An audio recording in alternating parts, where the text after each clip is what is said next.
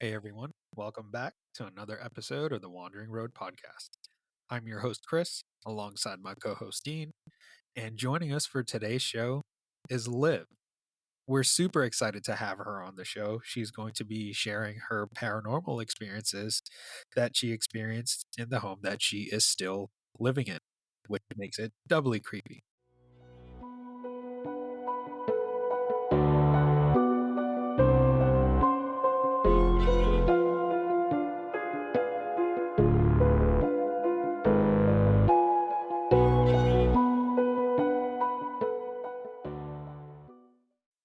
Thank you for joining us, Liv. We're excited to speak with you today.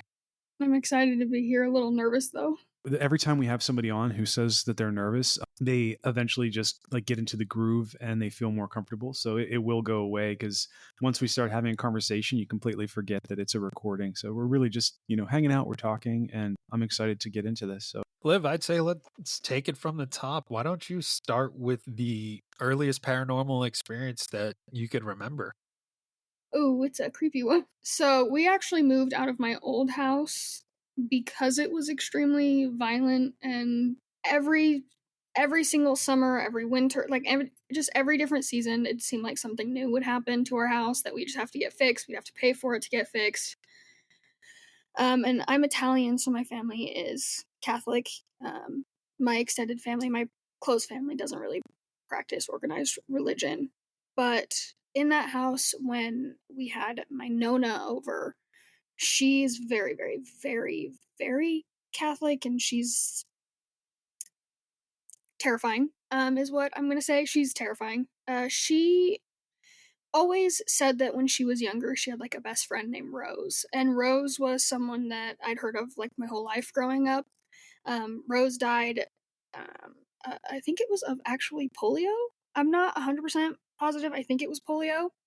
But she had these blonde ringlet curl, just like those, almost like Shirley Temple hair. And I was about the same age as her friend was when she passed. And so one night when my Nona was over there, I was sitting in my bedroom, and the crib that I had a push down crib that you could get into. And I wasn't strong enough to push it down. You had to have a latch and a lever and things. And I don't remember before this, but I remember my mom coming into my room because she heard me giggling in the through the baby monitor. She heard me laughing and talking to someone. And what I do remember is there was a girl in front of me sitting playing Ring Around the Rosie with me, and I'm not this isn't a joke. I had this white shelf up on the wall that had all these stuffed animals. The stuffed animals were tipped over slightly, almost like they had just were watching lower, and this little girl who had these tight curls, and she had a little pink dress on that had roses all over it, and she didn't really talk. She would just do the dance and hum the song. And so I was playing Ring Around the Rosie, and my mom, being my mother at the time, not knowing what to do, freaking out. So she's like, I'm actually just going to take you, and I'm going to go put you in our room, and we're going to have your dad go look. He went in there, and there was no one in there. But the next morning, I was talking about it because my mom at breakfast was, why are you doing that? Why are you doing that? How'd you get out of your crib? How'd you do that? You can't do that. And I said, I didn't, Rose did. And my Nona was just like, what did you say? I was like, Rose got me out of the crib. She helped me.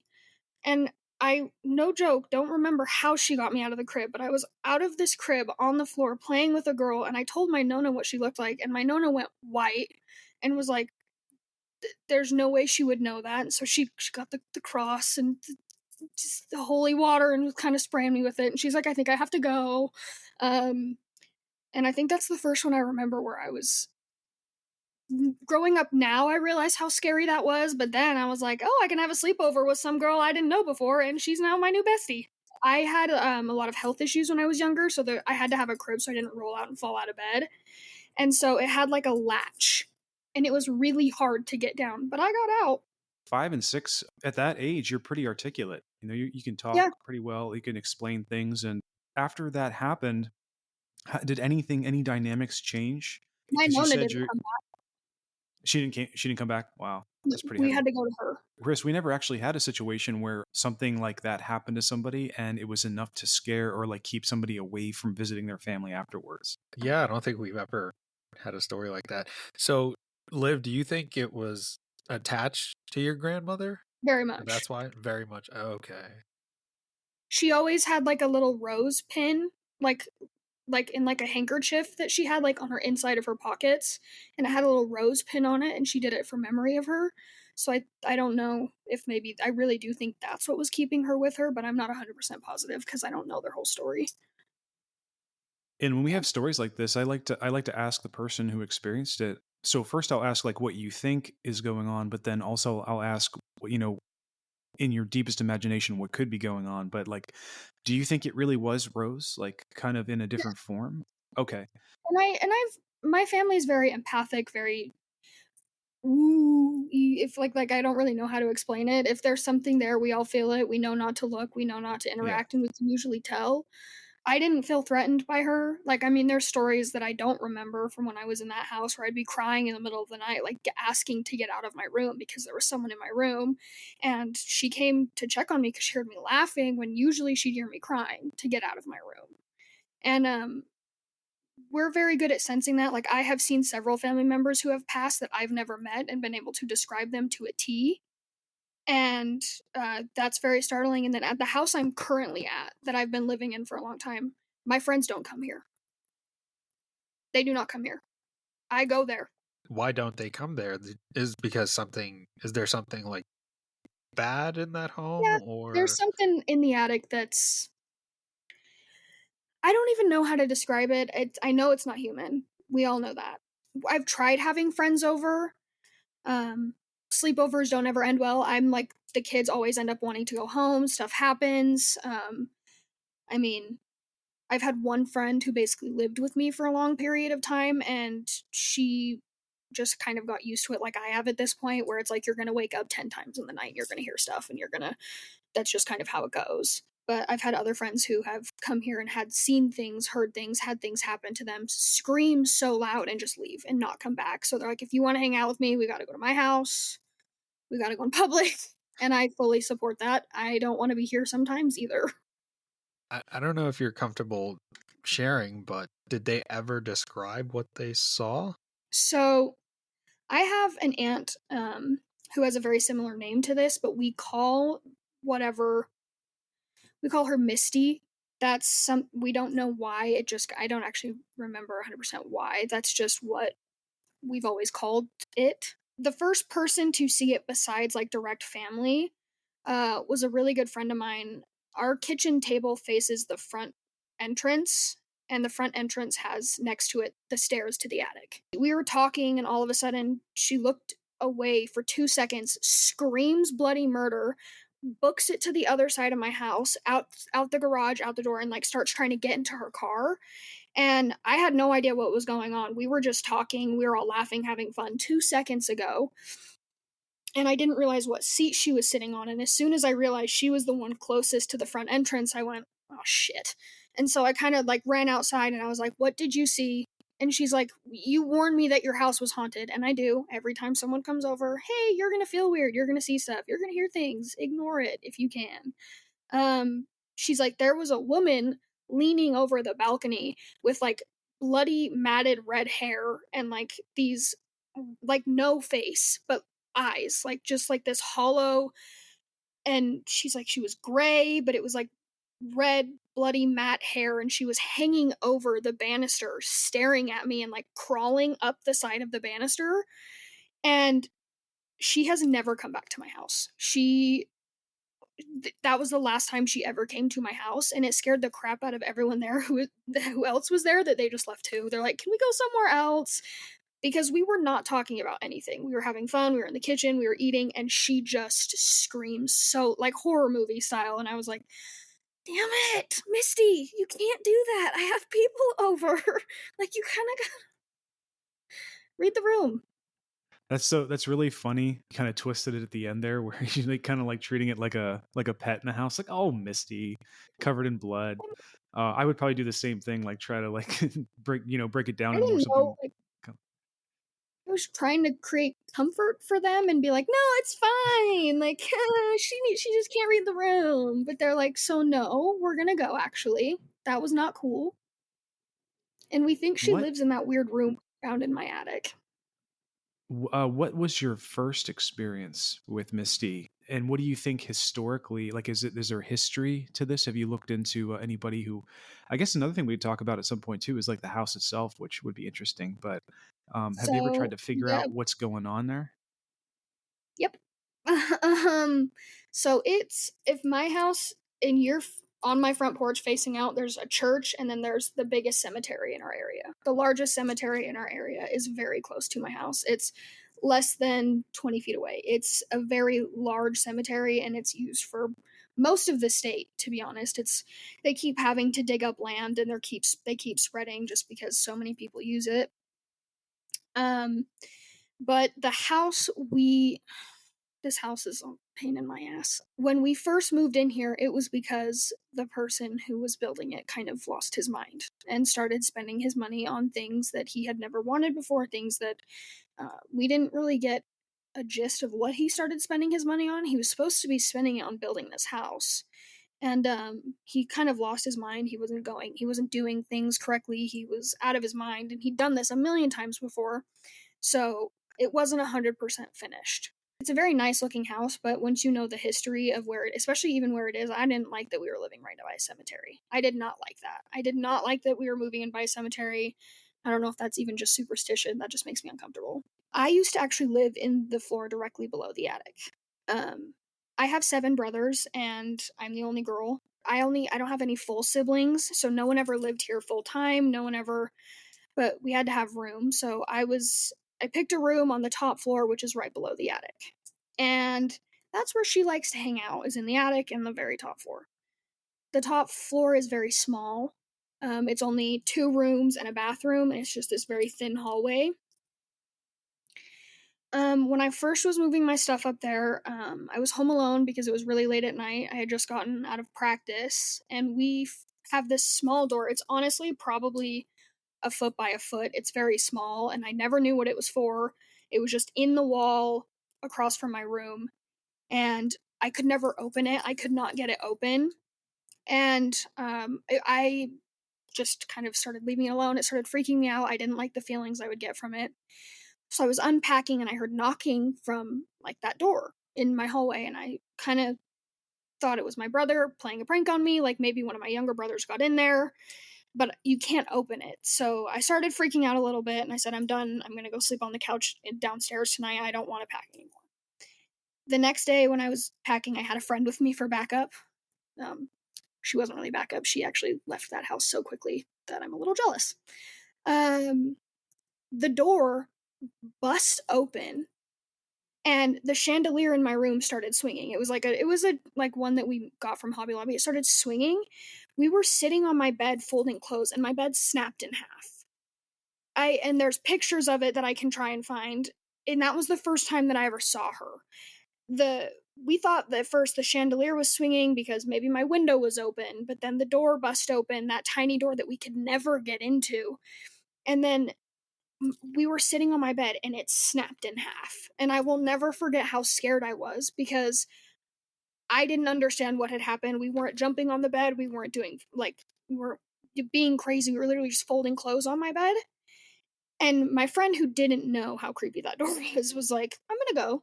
So she called her parents and she left.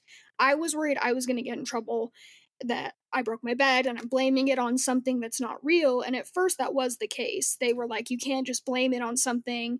And then all my family started having strange experiences up in the attic, to the point where now we just use it for storage. We don't actually go up there anymore unless we have to. And we're doing renovations on our house, and they just found behind that small door that you can't really get into, they found another door, and there's a whole other bedroom in our house that we did not know about until like a month and a half ago. I love stories like that where like you That's have like you see videos all the time where they discover like another part of the house that no one touched in like a Yeah. decade. That's so crazy. And it's not on the plans in the house. Like there's nothing. Our house has always looked a little bit bigger than it was from the outside. We couldn't figure out why. We didn't know what was going on. Like I said, the guy who was building it, he did end up losing the house because he wasn't doing well. So we don't know if he just. Have you thought about writing a horror movie script? Because It's like sequencing so perfectly. I mean, my friend who was there when that happened, she's like, we need to write a book or a movie about that or something, or just like your house, because the stuff that happens here, people a lot of the time don't believe me because my house doesn't, it's not like a creepy house from the outside. It's not. It's a very nice modern house, but then you go inside and instantly you're like, oh, I don't feel good. I don't feel Right. good. I don't feel good in here. And Yeah. that's one of the tamer ones of Misty. Misty's not nice. I can definitely resonate with the feeling that you get when you go into a location and it doesn't feel right. Once you go to a place that's like, there's stuff there, you immediately feel it. And Oh, yeah. similar to your family with mine, the women in my family can see stuff, my mom can see stuff, my sister can see stuff. It's not fun. No. It's not a fun thing. But one thing I wanted to circle back to real quick about the whole cemetery thing. Mm-hmm. Have you ever seen things from the cemetery come Oh, yeah. into that home? Oh, yeah. I mean, we also have like I personally I unfortunately have lost 18 friends to suicide, and 15 are there, and then a lot of my family members and other people that I know very well are buried there, so it's kind of a hard thing because you want to go there to see the people that you've lost and celebrate their birthday with them, or just kind of go visit, but we're close enough that it's nice that we can kind of like look over the church and see them. And sometimes we think that's why we see people in our family so much over here, especially the ones who are buried there, because it's such a short walk that they're just like, hey guys, we're gonna come hang out for a little bit. But I mean, if you're confused, if you're a confused spirit, or I don't know what anyone calls them, but we've had very random people show up here and say, do you know who this is, or like, what's this, and just kind of get lost. And I mean, it's kind of sad sometimes when they're confused. You can kind of tell. We've also had some pretty bad uh things come over from the cemetery because kids like to do like the Ouija boards and tarot card readings, and I personally, with what I know, will never do tarot cards. I don't. I think they're That's worse than Chris's Ouija favorite. boards. It I'm actually a little joking, bit. obviously, because I yeah, figured The they're worse yeah, than Ouija boards. yeah. I always go into in our earlier episodes, like I would always go into rants of like not touching tarot cards and angry stuff like rants. that. Very angry rants. It's not a, this will happen, this is going to happen. It's, hey, you pulled that card, now it's going to. Have fun with that. Why would you do that? It's really turned into a fad type of thing that you see on social Oh, media. yeah. You see folks Swole that, if you accept this card. No. They yeah, finally just came yeah. out with a movie, didn't they? Like just like the first movie I've ever Tarot? seen that was like like tarot cards, and I'm like, oh, finally someone made something like that. And it's weird that I like won't we've see been that. talking about that. Yeah, no, it's so weird that they came out now though. Like we Things just like started talking that, about. you don't mess with. Like, in my opinion, tarot cards are on par with Ouija boards, if not a little bit worse. Just from what I've seen. Is it more so if you know what you're doing, sort of thing? It's good sometimes, or do you think that absolutely not? No one ever, for any reason, should mess with anything like that.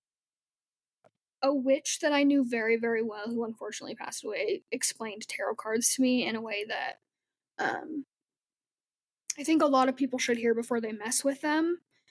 Even if you do know what you're doing, you can't control what's happening. Some people call it manifestation. Some people say putting it out into the universe. Some people say, well, if you say something over and over again, you begin to believe it, or whatever you want to say. When you pull a tarot card and say you accept it, it's something that you want, you have the opportunity to say no, like, I reject that, I don't want that in my life. If you, whether or not you accept or reject, it's going to happen because it's in your head. You're kind of spinning things to start happening, and your brain's going to start going on that trail. And sometimes people get a negative one and they're like, okay, I'll do anything I can to avoid that, which is what it wants. It wants you to go the opposite way because it's going to get you there no matter what. It's honestly like, you can't see the whole deck of cards from the top, but if you look to the side, there's a whole bunch of cards there, and you don't know what all of them mean put together. You can't mess with tarot cards. I wanted to circle back actually to something interesting you said that I don't think I've ever met anybody like this, but you have 7 brothers and you're the only girl. Where do you fall in the line of age At in middle. that? You're in the middle. Okay.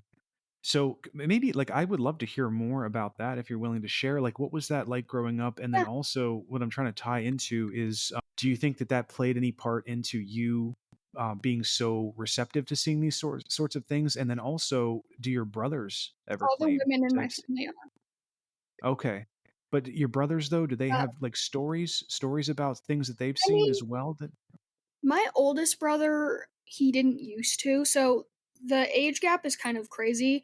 And like I said, my family's like Jerry Springer on crack. I'm not even kidding.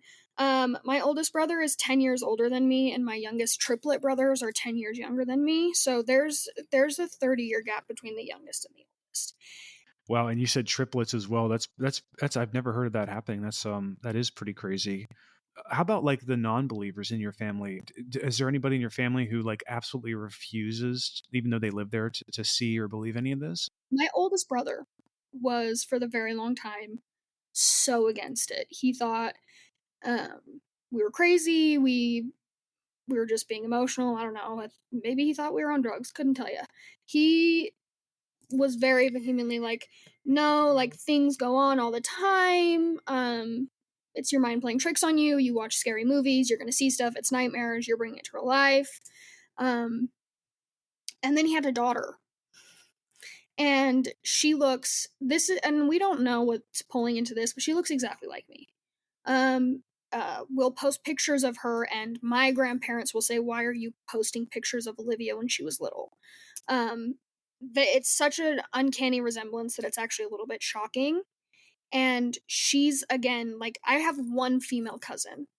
My family does not have a lot of women in it, and all of the women we do have are very gifted in some way or another when it comes to this stuff. And she, my little niece, has started seeing people already.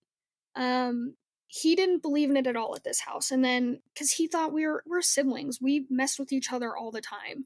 He was also not here a lot, and unfortunately, his father did end his own life. So we've had a lot. He after that he kind of had more experiences, just because when you're very vulnerable and opened, he has a couple things he can't explain, but he'll still try. And then he had his daughter, and they look identical, my oldest brother and his dad. It's very funny, and she'll be in her room, in her crib, and she'll start going, Dada, Dada, when no one's home. She'll be looking in the corner, and they look the same. And so he started kind of picking up on she might not be crazy. Like the women in my family might not be crazy. Because now he's starting to experience things he can't explain where she's talking to him when he's not there. And his dad looks just like him. Do you think it's not a case? Well, let me rephrase that. Every location you go to is technically not haunted in the sense that there's something malevolent there, but in the sense that because of your gift that the women in your family seem to have, you're kind of like SOL in the sense that it doesn't matter where you go, Yeah. you're going to see things. Yeah. Because, I mean, and we're not the first people who have been on the land we're currently sitting on. There's so many generations of people before us that it's mathematically impossible that there is a spot where we are right now if someone hasn't died or someone hasn't walked, someone hasn't moved, someone hasn't been before. So I don't think everywhere's bad. I don't think there's something everywhere you go. I think there's energy everywhere you go, but I think people like me are kind of like a beacon where it's like, oh, they can see and hear me. I'm going to try and talk to them and see if they can get what I want said. Yeah, that's a really good way of putting it, and I really think that is a thing. These things, whatever they are, spirits, demons, ghosts, a Yeah. plethora, it could be different categories for all we really know, that they're like, oh, okay, this person knows. Well, because I mean, sometimes I do try my best to ignore it, but I feel like because I am not dead, I don't know what it's like to feel my energy. I assume it's similar to when I meet someone else who has the same feelings and gifts or curse, whatever you want to call it, that I have, where you can just kind of tell. Um, I wonder if it's for the same for them, even if I'm ignoring them. They're usually just kind of like this on my shoulder, like, hey, I know you can hear me. I know you can see me. Yeah, it's kind of like that little kid that it's okay, I'm tired, I don't want to play, but it's like, no, I'm right here. I'm In not your going face. anywhere. I am in your face. And I did grow up in a haunted house as well, so Yeah. I know exactly how you feel when it comes to that stuff. I personally think whatever I experienced and whatever's still in that home is probably a demon. But I wanted to circle back to a few more of your paranormal experiences that you Yeah. went through. Was it all focused on Misty doing all this No. stuff for you, or is it? Some of the more violent is usually her. Scratches, bite marks. I mean, almost being pushed, grabbed, hair pulled. Like, she's not nice. I don't know. I'm gonna go ahead and give you the honest truth. She's not human, and I'm not quite there trying to figure out what she is quite yet. I really don't know, but I don't like it. And there's one of the stories that I said I would not talk about in this house is because of her, because sometimes I talk about that and she gets pissed.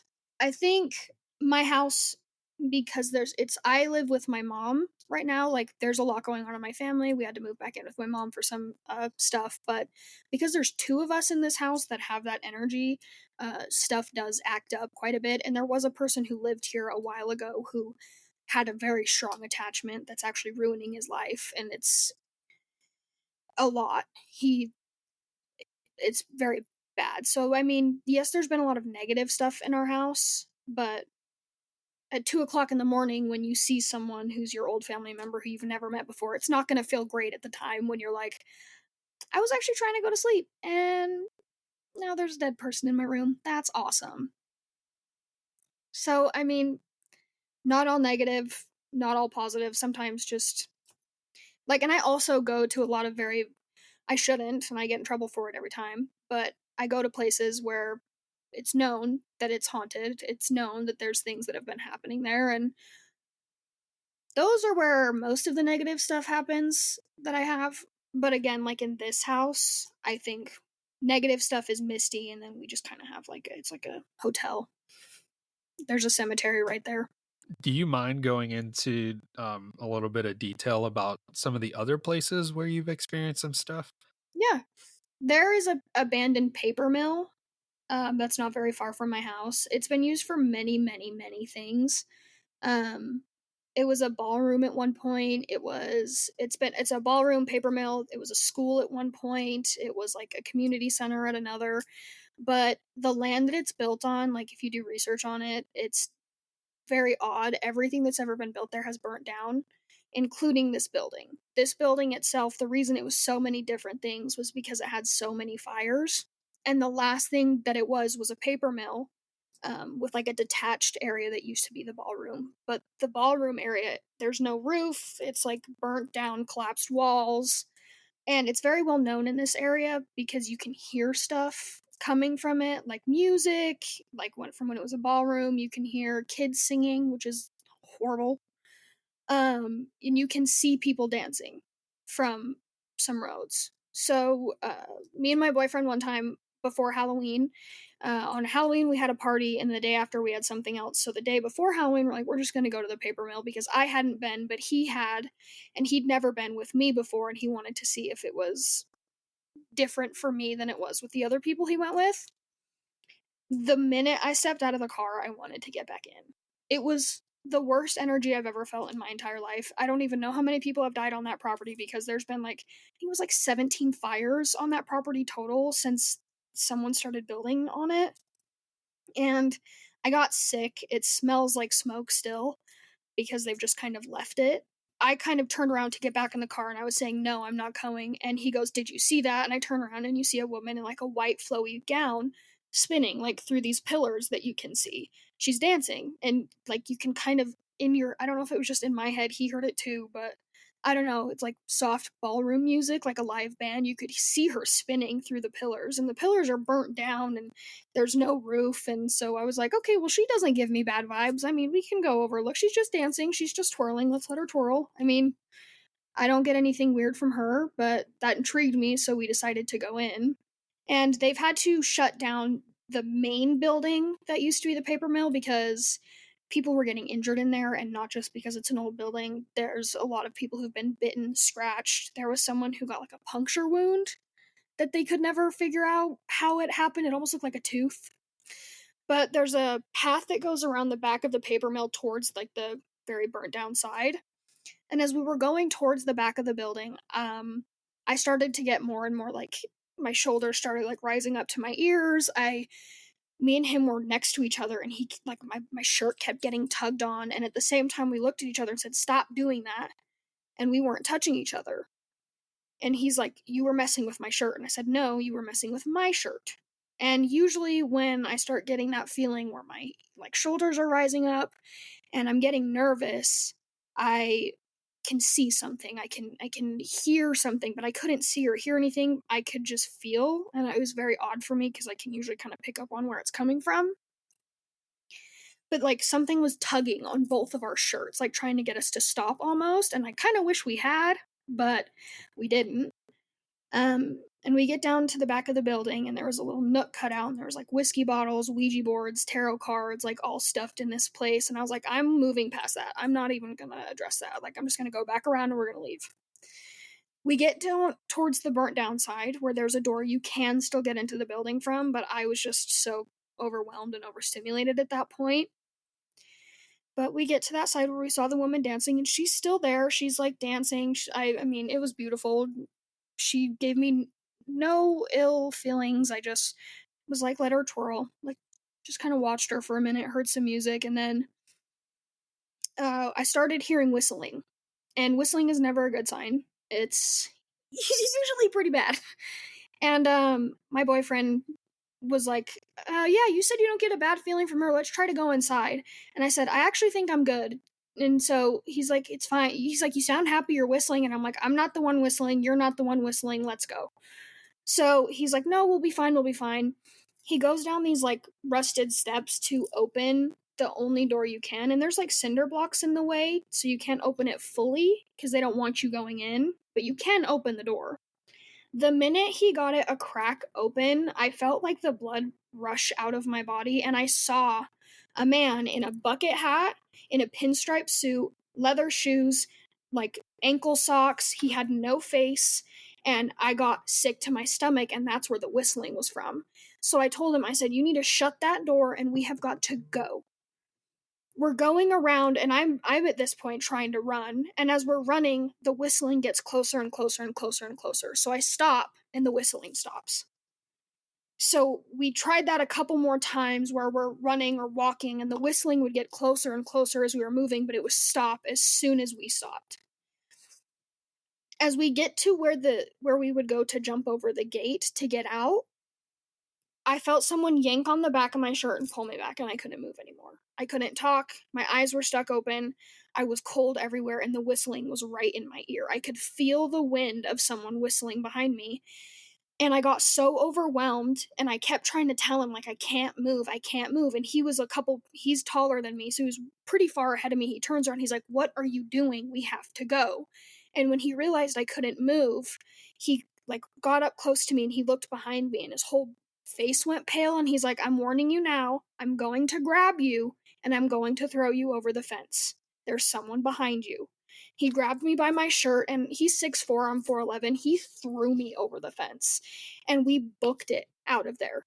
And I couldn't breathe. I was having a panic attack. We get in the car, we turn around, we're going, and we see him in the middle of the road, the guy that I saw, and we brake to a stop because at first we're not even thinking anything. There's someone standing in the middle of the road, and it's dead silent. So we're like, that's who was just at the paper mill. Oh my God. And there's something in the road behind us. So I'm like, we just have to go. We speed off. And apparently that had happened the last time he went with his friends. Something appeared in the road when they were driving away. But it was so scary. And immediately when I got home, my grandma called me and she's like, where the hell were you? Where the hell were you? I've been trying to call you. And I was like, oh God. And it was miserable. And I have, like, he was terrified. It was terrifying. The whistling was so loud, and it was like a song that I knew, like I recognized the tune, but I still don't know what song it was. As you were talking, Yeah. I was doing some research, and well, thank you for sharing that. By the way, that was really enthralling. What caught something that like this happens to me sometimes. Like I get like little tidbits that pop out of the story that are really interesting to me. And you said that he was wearing a pinstripe suit, and then you also Mhm. said bucket hat, and I Yep. always thought of bucket hats like more modern. So at Mm-mm. first I was thinking like oh, some maniac or like homeless person, but then I thought like, wait a minute, you know, talking about an old factory. And then I did a quick research, and it turns out bucket hats came around in popularity in like the 1900s, like really early 1900s, which is like Yep. coincidentally that's exactly when pinstripe suits were pretty popular. So have you ever Yeah. like thought back on that and wondered what you were seeing? Do you think it was I think something it like, was the person who set the last fire. I think it was okay, the person who set the last fire wow. because he was wearing a bucket hat and a pinstripe suit, and I didn't know about that either. I looked it up after because I like when I saw a bucket hat and I was like, why with a suit? I'm confused, and you know. I kind of didn't realize the time that that came about. I had no clue. And the last fire that was set to be at the paper mill was arson. So I think that that's the person who said the feeling that I got from him, the whistling, I don't like, I did not get a good feeling. The woman twirling, she could do whatever she wanted. I would dance with her if she wanted me to. But that guy, I wanted to throw up. And my boyfriend immediately was like, okay, we gotta go. Yeah. Yeah, for something to be that powerful to hold you in place I couldn't move. like that. Yeah, I don't think, Dean, please, if you think otherwise, I don't think that's a regular human spirit. It was not. I really think that was something like demonic or something ancient that took the guise of that to I make think its appearance to you. a lot of people say never speak ill of the dead. A lot of people who were bad in when they were alive are not great when they're done either. And eventually, when you get stuck somewhere as a punishment, say that was the person who set the building on fire. If you believe in afterlives and punishment and things like that, it could have been his punishment to sit there. You would go crazy. And eventually, you turn into something that you weren't before. And then you're not even like, I mean, he could have been that person in the pinstripe suit at one point, but I don't know what's left of him now. And it's like, I have proof. There was someone with me.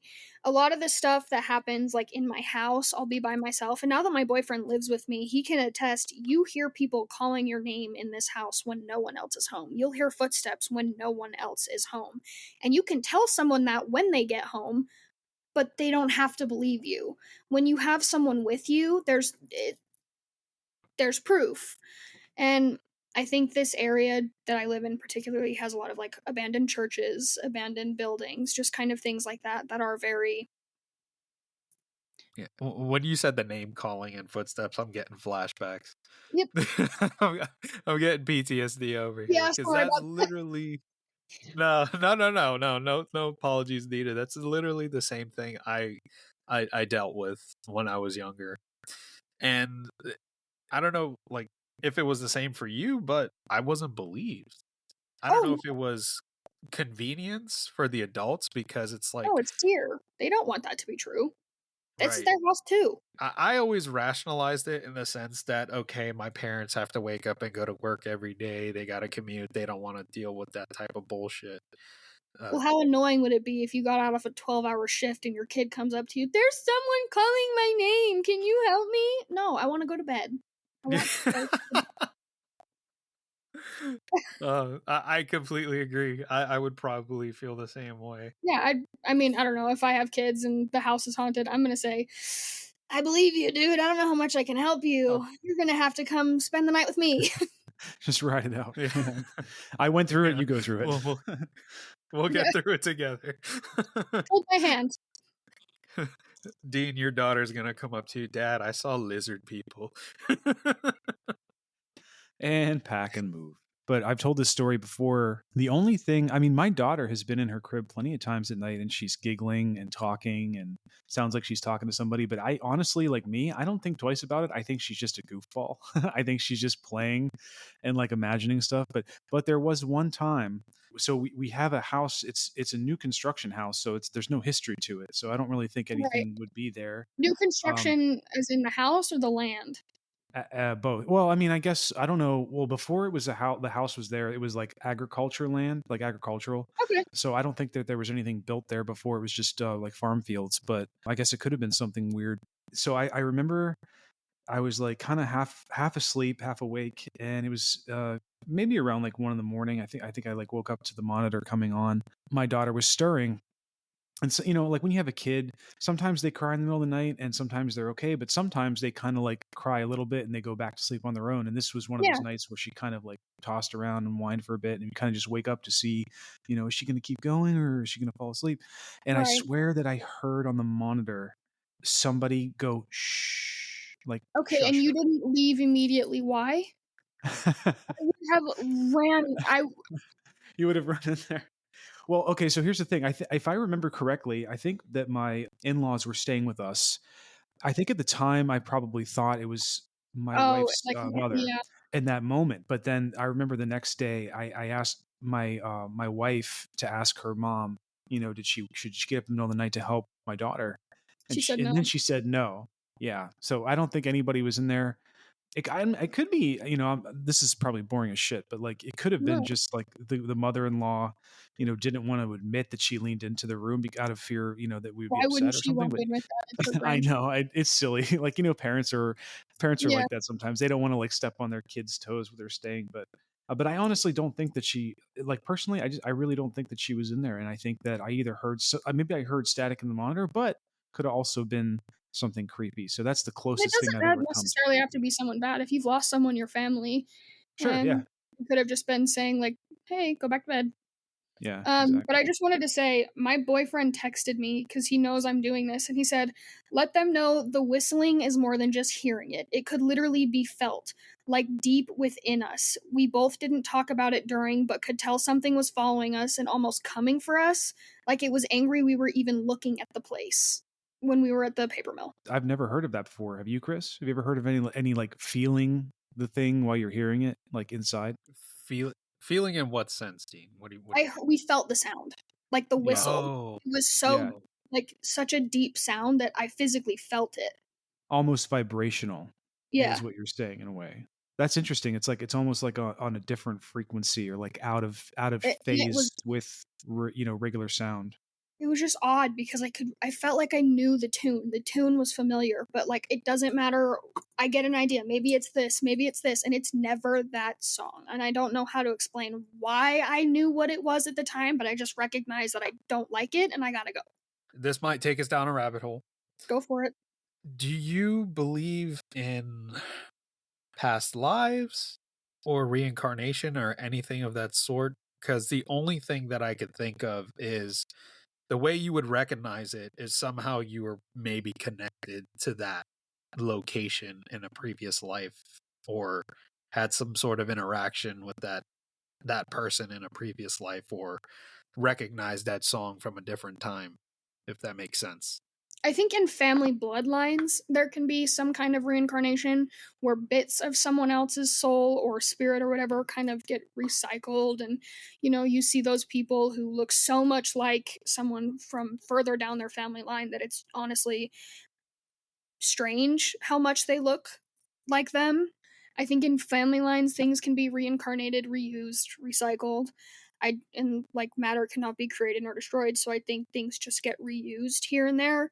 But it's also mathematically, and this is true, it's mathematically impossible that there's not another dimension. It's mathematically impossible that there is not another plane around us. And if there is multiple dimensions, there's so many different things that it could be of why I recognize that. I think that's why deja vu is so strange because maybe something exactly like that did happen, or like my deja vu comes from dreams. I will dream about something and then it will happen. I can predict pregnancies, I can usually predict deaths. Unfortunately, I think deja vu just comes from sometimes dreams. I think reincarnation usually is in bloodlines. So I think if you have a feeling of like, oh, I recognize this and I don't know how, it could be because it's something that someone you previously had parts of you were part of. Yeah, you're speaking right up our alley, actually, because Chris, we've talked about this recently a few times in different episodes. But the idea that you can tie science into the perspective, mathematically, like you said, we know that there are. I think we used to say there was 30 dimensions. I think that's wrong. I think that mathematically there are like 12 dimensions or something like that we know of. But I think you're absolutely right. I think that there are layers in reality that contain different types of energy that we don't quite understand yet. There's nothing to say that there could be different life forms or different things that occupy those other dimensions in the same way that we can't possibly conceive that, like, two-dimensional object, like what would that be like to inhabit a two-dimensional object? Right. And the same, we know that there's a fourth dimension, which some people call time. But if you're talking about actual dimensions, like a place that holds energy or a level that holds energy, we can't even fathom what's on the fourth dimension, like on that side. So Right. yeah, it's a great perspective, and maybe this is a good jumping off point to talk about how you expanded on your whatever you want to call it. But if this is the wrong term, I apologize. But like your spirituality, and we were talking about this before we started the recording. You kind of got into the I think is it I might get this wrong, but is it Wiccan? Is that the kind of stuff that you practice Yes. or have gotten into? Okay, maybe we could talk a little bit about that and explore that if Yeah. you're open to it. I've always been a very scientific person, for one thing. I have several degrees, including in the medical field. I've always wanted to and been very interested in anatomy. I was initially going to be a doctor, but I think spiritually it wasn't right for me. I think that because of the religions that I've experienced growing up, organized religion is not necessarily my thing. Um, I don't think you need to have all of the things that come with organized religion to be able to believe or practice something. You can believe in something and not have to go to a building every week.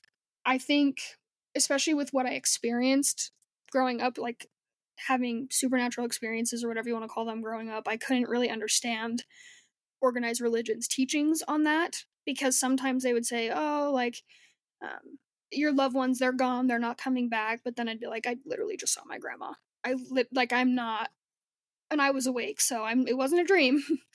I think that I started kind of practicing things like that with witchcraft and things like that. And I'm not an expert on anything like that, and um I know that there's a lot of it in my family.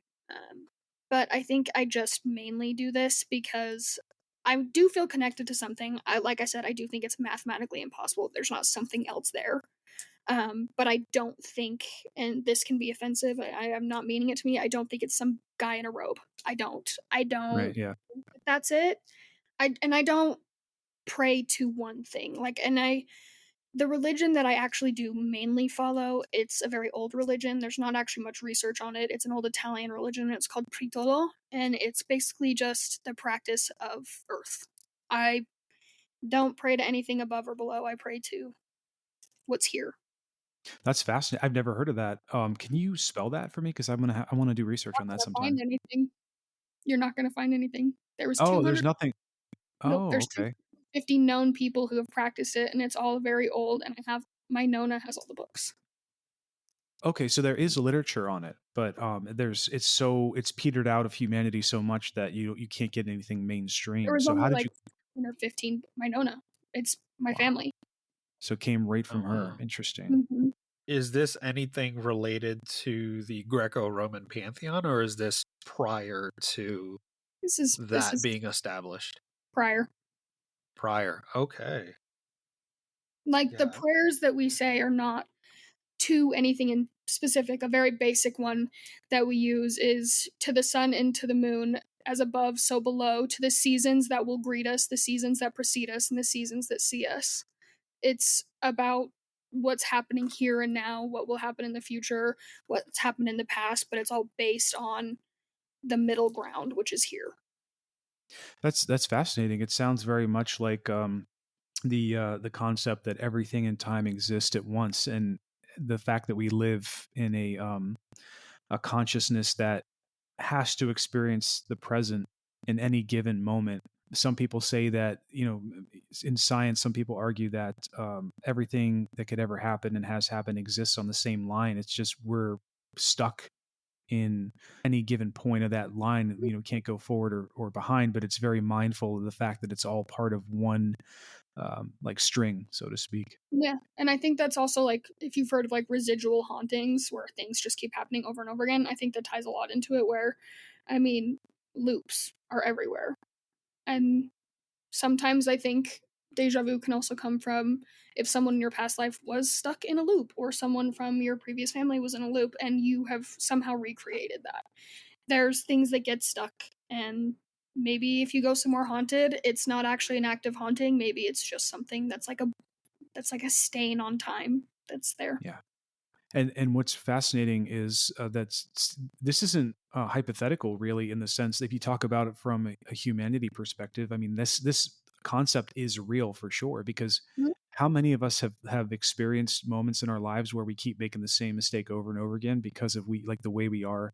And yeah, it's part of our growing process, and you hope that you're always going to break out of that cycle. But even like I'm guilty of it. Like there are some things about me that I want to change, but sometimes you just fall back into the same groove, and you're kind of doomed to repeat it over and over, and seemingly at times where it just seems a little bit creepy or weird that it's repeating in that specific Mhm. moment. That takes more And you, spiritual work than anything else, not oh yeah, yeah. like personal hard work. Like, I'm gonna go to the gym, I'm gonna do this, I'm gonna go. Like, you gotta sit down with yourself and be like, what the hell, man? What are we doing? And What you are have we? to sit down. So, like, Yeah. I always say I'm Italian. I have a loud mouth, louder head. My head's going 100 miles an hour and it's loud. And it can be mean, but I also want to get rid of habits. So, some people don't necessarily believe in this, and some people, and I don't expect you to, but meditating is basically I went on a yoga retreat recently with a really good friend of mine who was trained in India, and a good way that she put it is to kind of, if you want to fix things about yourself, instead of going to like or reading like a self-help book or something like that, you have to meditate, because eventually your brain runs out of things to say to you. The first time you sit down and try to meditate, your brain's going 100 miles an hour, you're thinking all these things, and she kind of sits down and she looks at it and she says, "Come at me. Give me everything you've got. Like, give me the thoughts, give me the things, give me your excuses, give me your things, and I'll sit here and I'll let it happen." And it's like a treadmill for your brain, and everything's going to keep coming out. And eventually, the more you sit down to meditate, the less your brain has to say to you. And so you can kind of get to where you are and figure out why things like that are happening again. The stuff that constantly keeps repeating, the more you sit there, the less it has to say, and the more likely you are to kind of get out of that pattern. Liv, I have a question for you. Mhm. So this stems off of something that my cousin told me. She's kind of in the same boat as you, in which she like sees things, feels things, has these experiences, had these experiences as well. The only difference is that she does tarot cards, and she's actually really, really good at them. And she always says that if you ask me to read for you, I'm not going to just do it. I Oh, have to yeah. be called to do it. Yep. And That's how she you know said, she's good at what she's doing. If you're just like, hey, I want you to do this for me. Nope. yeah, she's the type of person that like won't just randomly do it for anyone. She'll literally wait Well, until the then that right means person that she has asks. the gift of tarot. She's not just it's an actual gift that you can be given, a gift of tarot.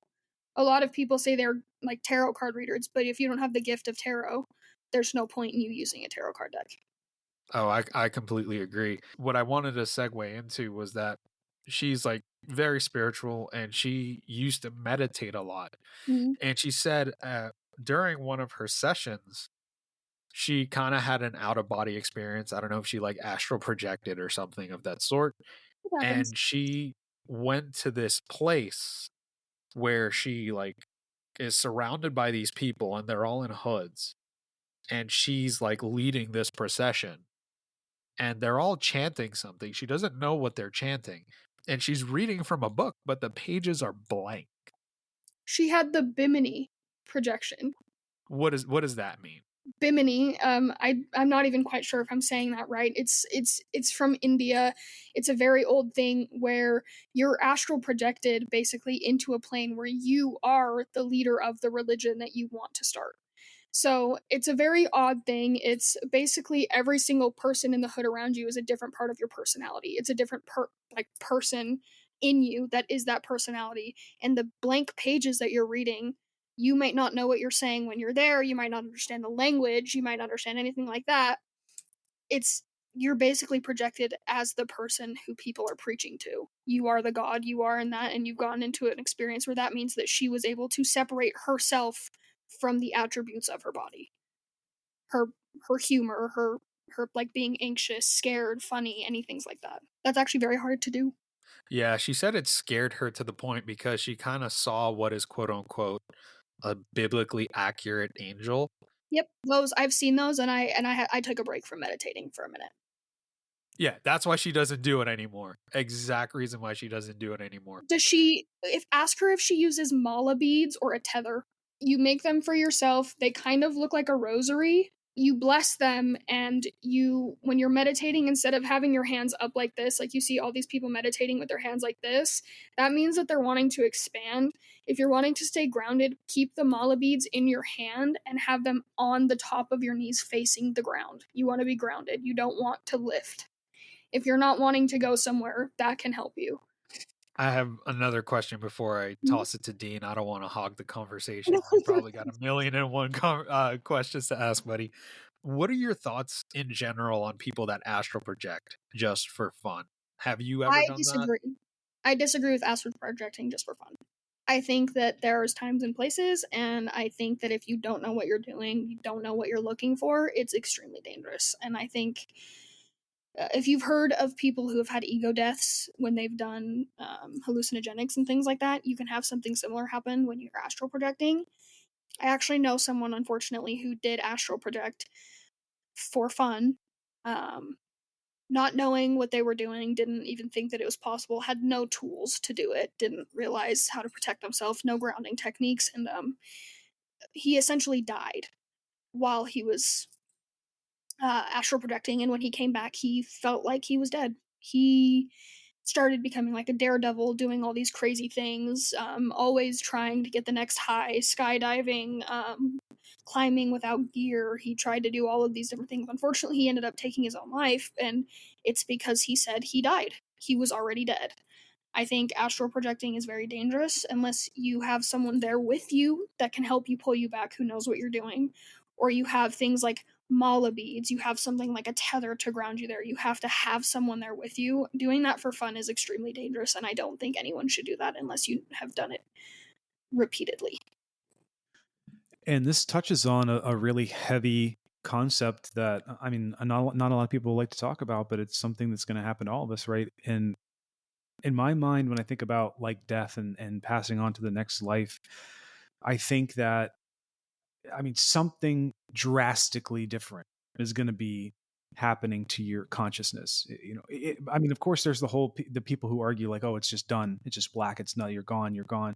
But if there is something, it's going to be drastically different than how we I've had experience life several here. friends with near death experiences, and it's never Oh, great. black. Yeah. Oh, yeah. Yeah. We've touched on that too, as well. And we would love to have you back at some point. Maybe we can talk about that. Near death experiences and the idea that when you go to the other side, and even the astral projection thing, you experience like either maybe openness or oneness or just some other level of awareness and consciousness that your physical vessel can't handle anymore, because you've experienced what other steps there, like, are outside of yourself. So when you come back, that awareness is no longer able to be contained within our Right. structure, like how we're supposed to operate.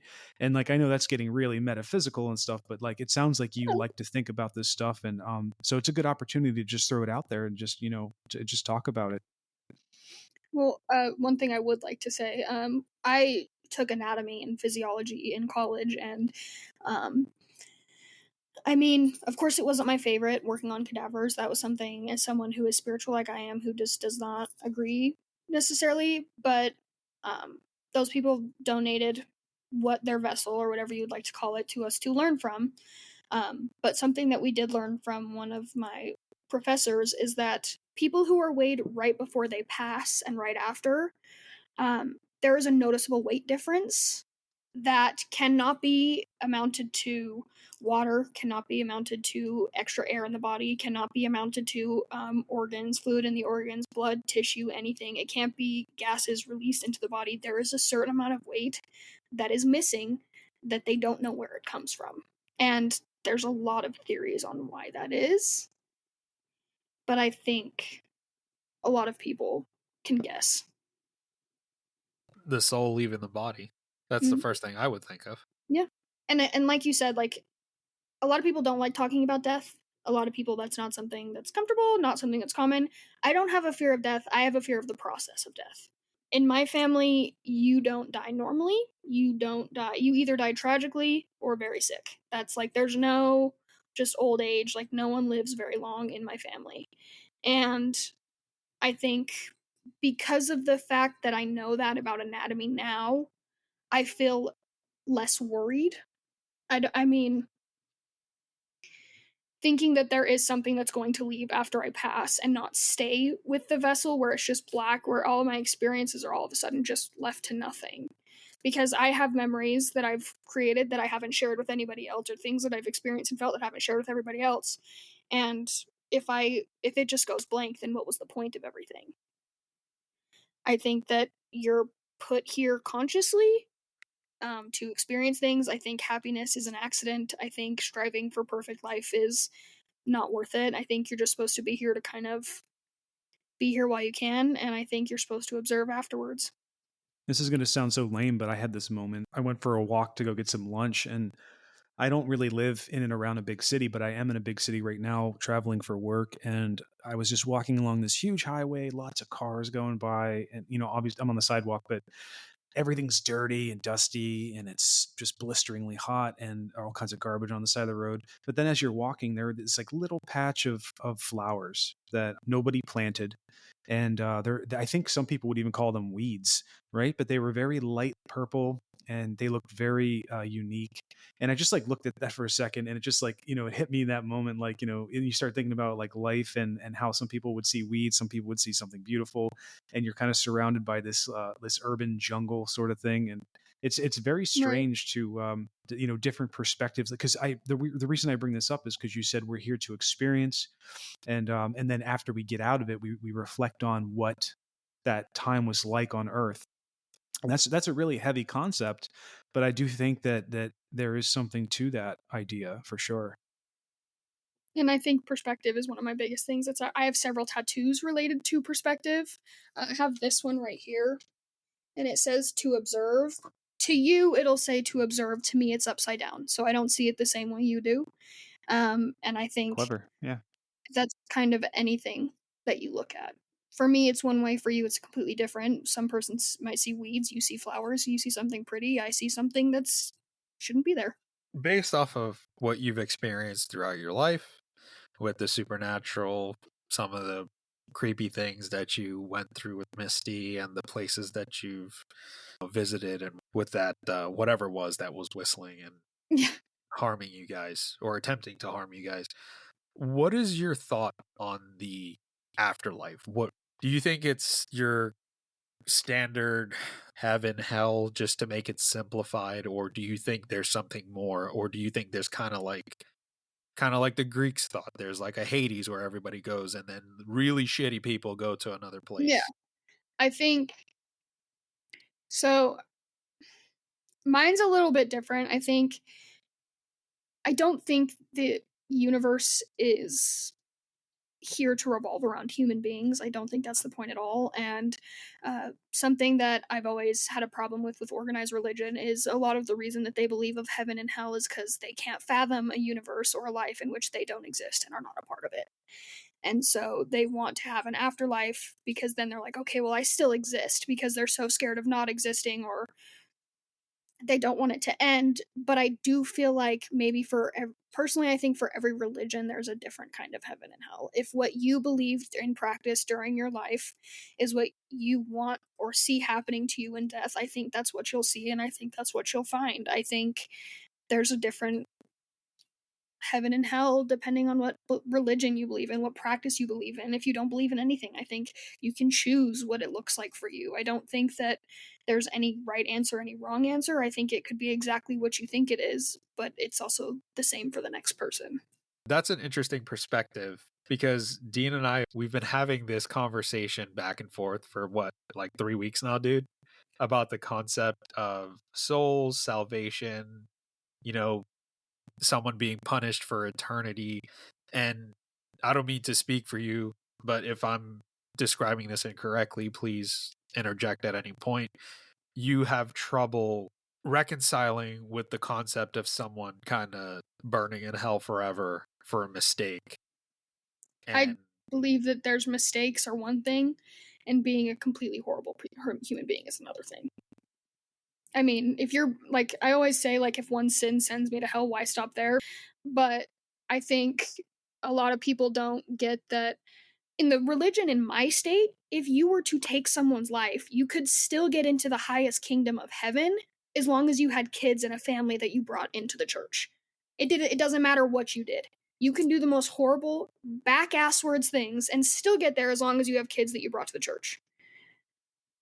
But you could also get sent away from heaven if you drank coffee. Right. Yeah. It's a stimulant. well, I guess I'm going to hell then. 'Cause Yeah, I got see, a nice cup if of one coffee sin here. sends you to hell, why stop there? That's what I'm saying. I don't think that that's why I don't believe in the organized religion where things, and this can get me in trouble, but a cult is when the stakes are so high and the rewards are so high. So you could risk your eternal soul for drinking coffee or making a mistake. That's not fair or realistic in my book at all. If that's how the whole world works, I don't think that's fair to people who don't believe that. And I don't think that that's why it's one size fits all. I don't think that. Yeah. Yeah. And I can never prescribe one. I've said this before and I'll say it a million times over, but I can never subscribe myself to one viewpoint or another. But I will say that if I had to take my best guess as to what's going on with that sort of thing with organized religion, and like the example you gave where you can do the most heinous thing, but if you bring children to the church, you'll be good.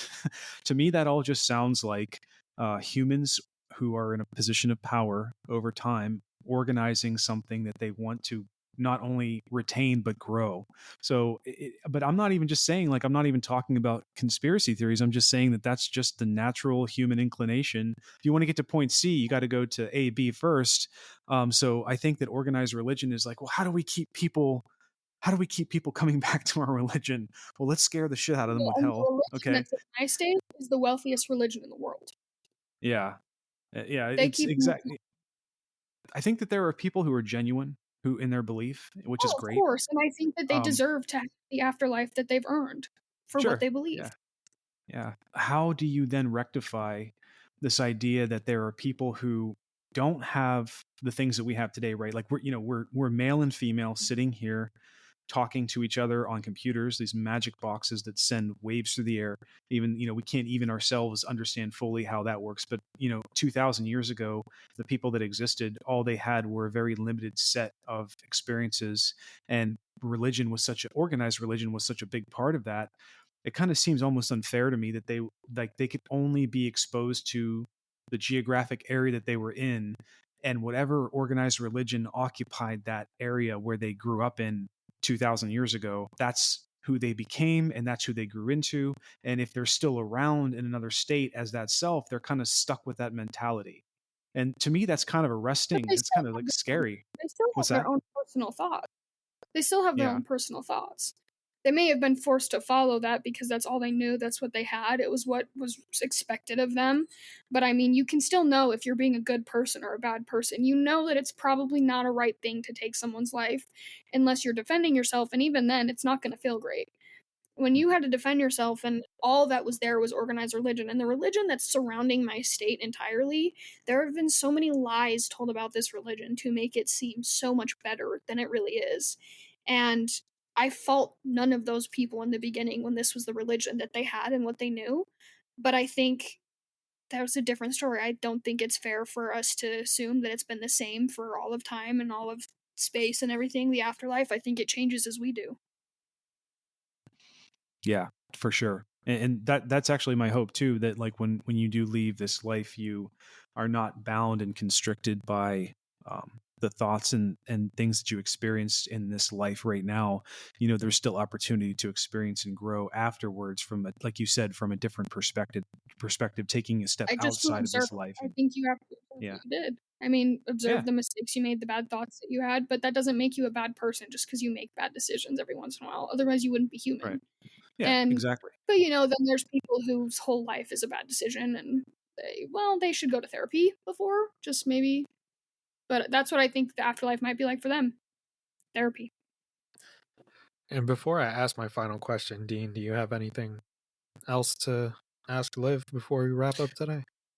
No, it's been great, and I'll add a minor point in the closeout as well. But yeah, I don't have any more questions. If I keep asking, we'll be here all night. So maybe we could save it for like a part 2. But yeah, it's been awesome. Yeah. And for my final question, how do you reconcile what you experienced and still experienced on the paranormal side with your spiritual beliefs? How do they, in your opinion, how do they tie in together? How do you make sense of it, if that makes sense? And this might not make sense to you, and I'm going to say I don't even try to make sense of it anymore. I don't think it's meant for me to understand. I think I'm meant to learn on my own. I think going out and looking for an answer, I'm going to get lost. If I wait for the answer to come to me, I'm more likely to understand it better. It's almost teaching myself rather than having something else teach me. I don't want to know the answer necessarily, because then what's the fun in that? I think a lot of humans want to know the answer to things, and I think they want to know why, where, when, what, how. But that takes the fun out of it, and that takes the actual adventure out of life out of it. You're not experiencing what's going on if you're not just letting it happen. And I think, of course, there's things that tie together with what I believe and what I practice, but I think that's as far as I'm willing to go with that. Liv, this has been an amazing experience. Once again, Chris, it seems like we got extremely lucky and got a really awesome person to come on our show. It's so crazy that you like, there are more people out there than we know who are willing to have conversations like this. And as you've seen, as Liv mentioned in the beginning of the episode, she was nervous at first, but like, look at you now, like you were just crushing it the whole time after you got comfortable. And we were all just like talking like buddies and like having a conversation. And that's what I love about this. So that's my kind of like sideways pitch to say 2 things. 1, we want Liv to come back because she's got great insights and she's really smart. But also 2, if you're listening to this and you want to come on. Like, yeah, we can, give all the top cover you want, and we'll just have the amazing conversations that we have been having consistently, and it'll be great.